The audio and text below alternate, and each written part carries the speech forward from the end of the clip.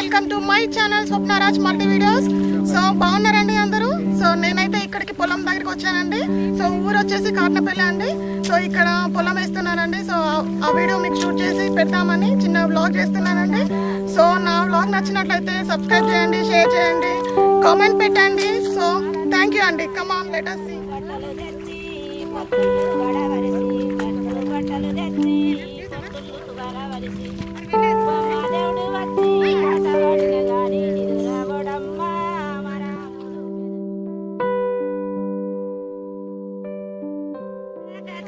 జొన్నల బండో దుయ్యో జొన్నల బండో దుయ్యో పట్టెన్నాల కట్టినాయి జొన్నల బండో దుయ్యో జొన్నల బండో దుయ్యో వాడి బిడ్డవో దుయ్యో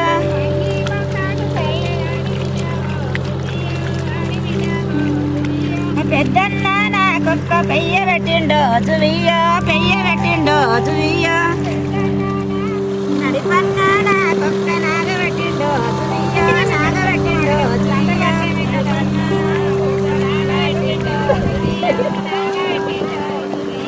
చిన్నన్న నాకొక్క చీర పెట్టిండో దుయ్యో చీర పెట్టిండో దుయ్యో చిన్నన్న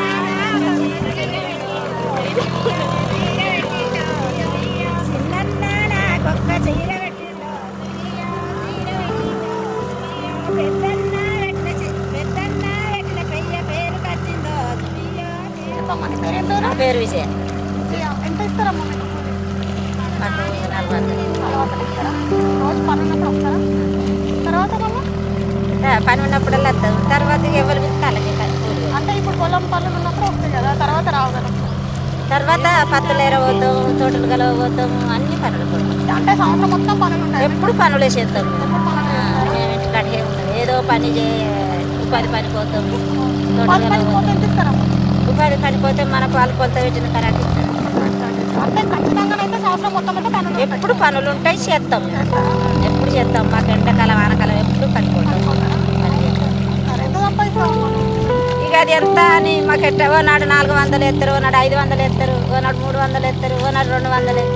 ఇక కైకిలు ఉన్న తరకే ఎత్తారు. బాగున్నప్పుడు కైకిలు వెళ్తారు. ఇక కొద్దిగా ఉన్నప్పుడు కొద్దిగా కైకిలు.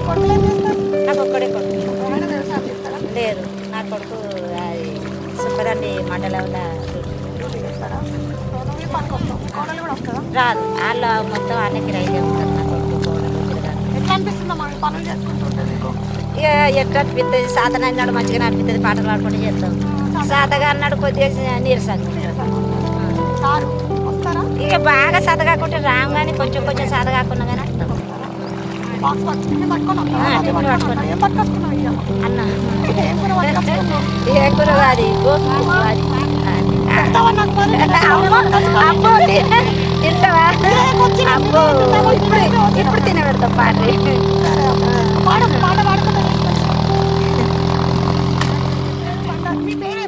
బండారి శంకర్. సో తినంటా మిమ్మల్ని చేస్తామని మీరు రోజు ఈ పనులు చేసుకుంటూ ఉంటే ఇక మేడం అయితే మేము యాస్టకు బదులుగా మేము పాటలు పాడుకుంటా. పాటలు కూడా వస్తాయి మేడం. అంటే సింగర్ నువ్వు? నేను సింగర్ను, జానపద కళాకారునిగా గవర్నమెంట్ ప్రోగ్రాంలు కూడా చేసినాం. ఇక ఏం పాటలు పాడినావు? నేను మంచి పాట నా కోసం మంచి పాట పాడు. అక్కడికి వినపడాలి కరీంనగర్. రాగం పుట్టింది రామ చిలక నోటి వెంట, పాట పుట్టింది మా పల్లె తల్లి ఇంట. రాగం పుట్టింది రామ చిలక నోటి వెంట, పాట పుట్టింది మా పల్లె తల్లి ఇంట. కొండ కోనల గనులు తాళం వై కలువంగా, ఓ కొండ కోనల గనులు తాళం వై కలువంగా, సెలయేటి గలగలలు స్వరాలై పొంగంగా. రాగం పుట్టింది రామ చిలక నోటి వెంట, పాట పుట్టింది మా పల్లె తల్లి ఇంట. తల్లి పాల కొరకై పసిగుడ్డు ఏడ్పులాట, తల్లి పాల కొరకై పసిగుడ్డు ఏడ్పులాట. ఆ బిడ్డ ఏడ్పు నాప తల్లి నోట జోల పాట. తల్లి బిడ్డల బంధం ఈ పాట ఎంత అందం. ఓ తల్లి బిడ్డల బంధం ఈ పాట ఎంతందం తనువు తాకే తల్లి పాట మళ్ళీ మళ్ళీ పాడమంటూ రాగం పుట్టింది రామచిలక నోటి వెంట పాట పుట్టింది మా పల్లె తల్లి ఇంట చేలల్లో చెల్లి పాట శ్రమనే తెలవాదంట చేలల్లో చెల్లి పాట శ్రమనే తెలవాదంట పల్లె పొలిమేరలన్నీ ఆ పాటలు వింటయంట ఆ చెల్లి రాగమంత చెమటై కారంగా ఓ ఆ చెల్లి రాగమంత చెమటై కారంగా మా పల్లె పాటలన్నీ పల్లవులై మొలవంగా రాగం పుట్టింది రామచిలక నోటి వెంట పాట పుట్టింది మా పల్లె తల్లి ఇంట పని చేసే కాడ పాట పాడినారు కూలన్నలు పని చేసే కాడ పాట పాడినారు కూలన్నలు ఇద్దర ఎత్తు హైలెస్ అంటూ బరువులెన్నో ఎత్తినారు కండలనే కరిగించి కొండలనే పిండి చేసి ఓ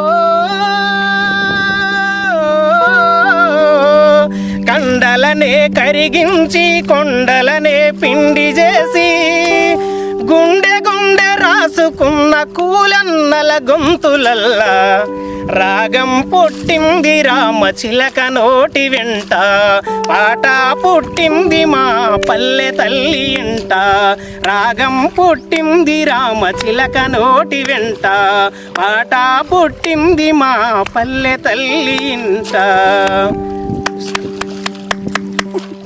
మట్టిలో పుట్టిన మాణిక్యాలండి వీళ్ళు. మనకు యూట్యూబ్లలో చూసుకుంటే ఎక్కడో సింగర్లంగా చూసుకుంటే చూస్తామండి. చూడండి, మట్టిలో పుట్టిన మాణిక్యం అండి. ఇలాంటి కళాకారులను ఎంకరేజ్ చేయండి. ఇక్కడ కాదండి, వాళ్ళు ఎక్కడో ఉంటారు. సో చాలా బాగా పాడినావు అబ్బా. అంటే నువ్వు అక్కడ వాళ్ళతో పాటు చేస్తావా? అంటే ప్రోగ్రామ్స్ చేస్తావా? ఓకే, మరి ఏమన్నా మీకు శాలరీలా వస్తుంది కదా కళాకారులకు? అప్పుడు రాలేదా మరి మీకు? ఈ మధ్యలో కొంతమందికి కళాకారులకు ఇచ్చిండ్రు. మేము కూడా 2 విడతలు పెట్టుకున్నాం, కానీ మాకు ఇంకా రాలే, ఇవ్వలే. ఓకే ఓకే, గవర్నమెంట్ నుండి సెకండ్ టైం దాంట్లో పెట్టుకున్నాం. మళ్ళీ నీట్ లాంటి వాళ్ళను ప్రభుత్వం 100% ఎంకరేజ్ చేస్తుంది. మీ కష్టం వృధా కాదు. 100% మీకు ఎక్కడో ఉంటారండి మీరు. భూమిని నమ్ముకున్న వాళ్ళు ఎవ్వరూ చెడిపోలేదు. అర్థమైనా? థ్యాంక్ యూ, చాలా థ్యాంక్స్ అండి. సో ఇప్పుడు దాకా మనం చూసిన పొలం అంతా చాలాదండి. దీని పేరు సీన్ అండి. ఇప్పుడు దీంతో మాట్లాడతాం. సో సీన్ చెప్పు, ఎట్లా ఉన్నది మీరు పొలం ఇస్తున్నది ఏంటి, మాకు డీటెయిల్స్ చెప్పు. ఇక్కడ మనకి ఇదంతా 2 ఎకరాలు. 2 ఎకరాలు. ఓకే, ఇది కూడా మీదేనా? ఇక్కడ నుంచి అక్కడికి వెళ్ళి ఇట్లా పట్టుకొని బాయ్ 2 ఎకరాలు. ఎట్లా మొత్తం నువ్వేం చదువుకున్నావు? ఇది ఎంకామ్ బీఈడీ అక్క. ఎంకామ్ బీఈడీ చేసి మరి పొలం చేస్తున్నావు, ఎట్లా అనిపిస్తుంది నీకు చెప్పు? ఇక చేయాలి కదా అక్క. ఎందుకు నువ్వు ఇదే వృత్తి ఎందుకు ఎంచుకున్నావు? అంటే జాబ్ కోసం ట్రై చేసినాను అక్క. జాబ్ రాకపోయేసరికి ఇక ఈ వృత్తికి ఇందులో దిగినాక. చూడండి, చాలా మంది చదువుకొని మాకు జాబ్ దొరకట్లేదు అని సైకిల్ చేసుకుంటూ కూర్చుంటారండి. ఎందుకు? చూడండి ఎంత మంచిగా తన సొంత పొలంని పనులు చేసుకుంటూ వ్యవసాయం చేసుకుంటూ తన జీవనోపాధి కల్పించుకుంటున్నాడు. సో మీరు కూడా ఏదో ఒక ట్రై చేయండి. ఎందుకు ఊరికే ఉండుకుంటా ప్రభుత్వం మీద ఏడవడం ఎందుకంటే జాబ్లు ఇవ్వట్లేదు అని. సో ఏదో ఒక పని చేసుకుందాం. ఫార్మింగ్ అంటే దీనికి మించిన వ్యవసాయం అంటే దీనికి మించిన పని ఏముంటుందని చెప్పండి. సో సీను చెప్పు, ఇంకా ఎంత కూలీలకు ఎంత పడుతుంది? కూలికి నాకు ఇచ్చినందుకు 500 రూపాయలు అక్క ఈరోజు. అంటే కొద్దిగా ఎక్కువ డిమాండ్ ఉండేసరికి అమౌంట్ ఎక్కువ ఇవ్వాల్సి వస్తుంది. లేదు అంటే 400కే వచ్చేవాళ్ళు. ఇప్పుడు నాట్ల సీజన్ కాబట్టి ఇంకో 100 రూపాయలు ఎక్కువ ఇవ్వాలి. ఒక రోజు అయిపోతుందా మొత్తం? అంటే మంది వచ్చేది రక్క. ఒక ఎకరాన 12 మంది నుంచి 15 మంది వరకు వేస్తారు. ఎకరం 12 నుంచి 15 మంది వరకు వేస్తారు. ఒక ఎకరం అయిపోతుంది. ఇప్పుడు మన 2 ఎకరాల మొత్తం టోటల్గా కావాలంటే 40 మంది పడుతుంది. 40 మందికి కూలీలు ఎంత కావాలి సీను మరి? 20,000 వరకు అయితే. 20,000 అయితే కూలీలే? ఓన్లీ కూలీ నాటు పెట్టినందుకు. ఓకే, మళ్ళీ ఈ మందులకు దానికి దీనికి మందులకు మళ్ళీ ఎకరాన 2 DAPలు 1 యూరియా పడుతుంది. 2 DAP 1200 రూపాయలు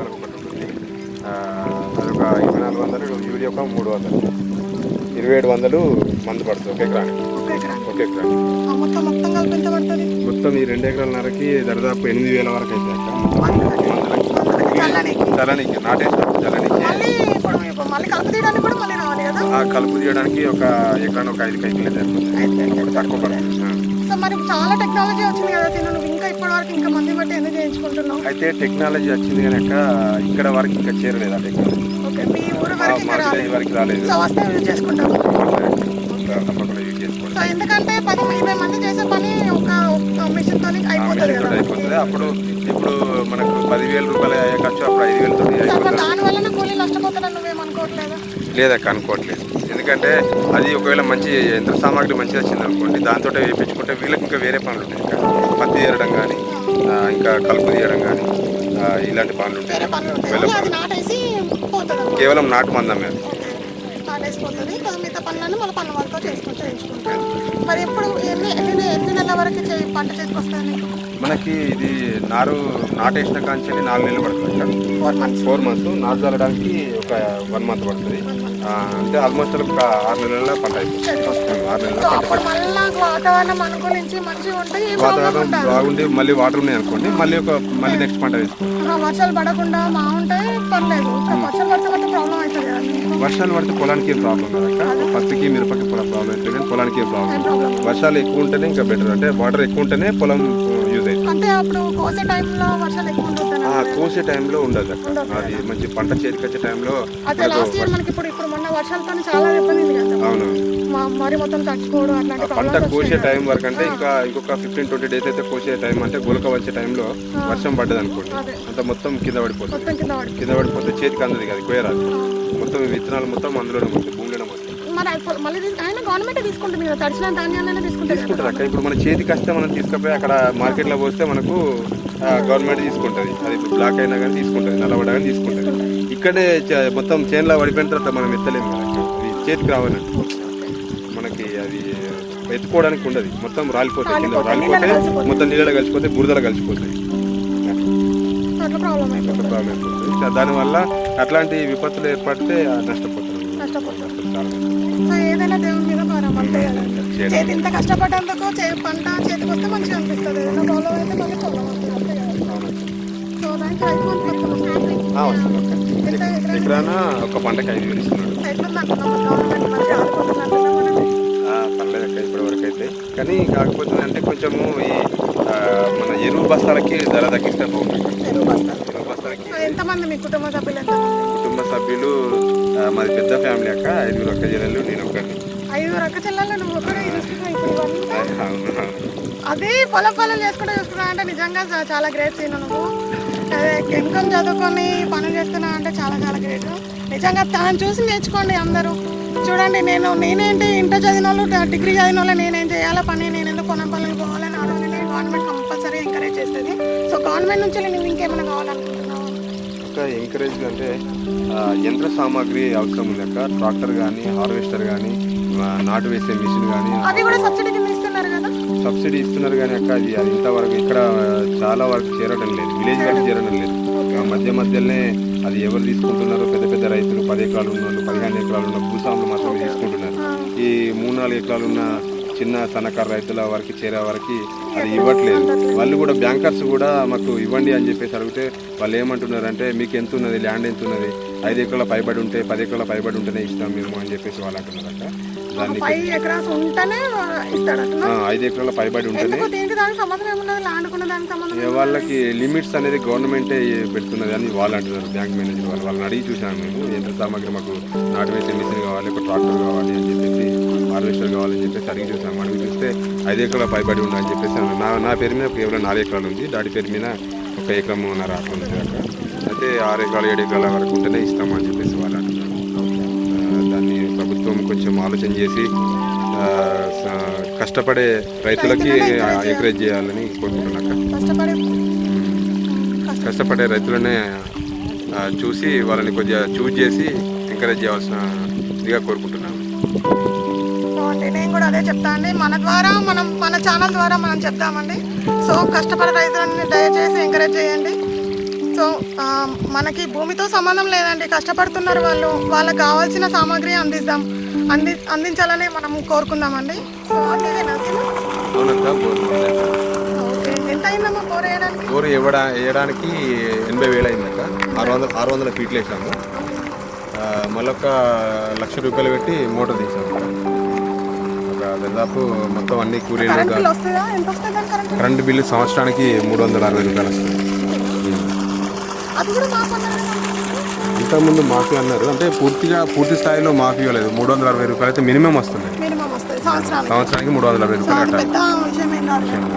డిసెంబర్ టు డిసెంబర్ వస్తుంది అక్క. డిసెంబర్ టు డిసెంబర్ వరకు. ఓకే. సో ఈ బాయ్ ఎందుకు ఉంటుంది? బాయ్ ఉండగానే ఎందుకు వేసుకున్నావు? ఇక్కడ బావి ఫస్ట్ బావి దాగినాము అక్క. అయితే 18 గదాల బావి ఉంది. అప్పుడు వర్షాలు పడకపోయేసరికి నీళ్ళు లేవు, మన పొలం బారాలన్న ఉద్దేశం కొద్దీ బోర్ వేపిస్తాం. ఆ బోర్ వేపిస్తే బోర్లో వాటర్ వచ్చినాయి. వాటర్ స్పేర్లో పెట్టుకున్నాం. మళ్ళీ ఎప్పుడైనా వర్షాలు పడి వాటర్ వస్తే కనుక ఆ బావి నుంచి వెళ్ళి మనం మళ్ళీ యూజ్ అయ్యే అవకాశం పోయి ఆ బావి స్పేర్లో పెట్టాం. మళ్ళీ యూజ్ అవుతుందని పెట్టాం. ఇది వేరే ఇక్కడ వరకు మా చాలా